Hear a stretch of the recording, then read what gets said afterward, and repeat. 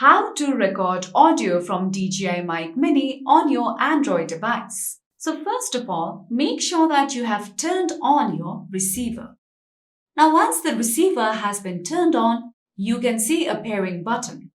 All you would have to do is simply double-click on it.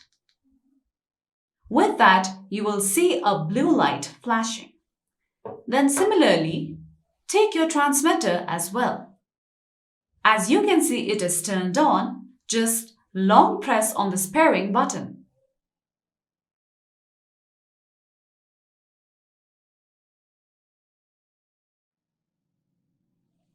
Now after this, you will see a blue and a green light flashing.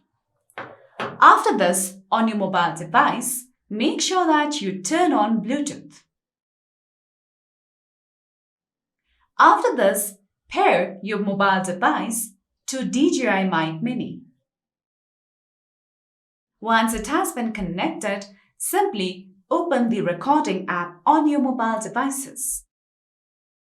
Then all you would have to do is simply press on the record button. Now after this, all you would have to do is simply take your DJI Mic Mini set and record an audio on your Android device.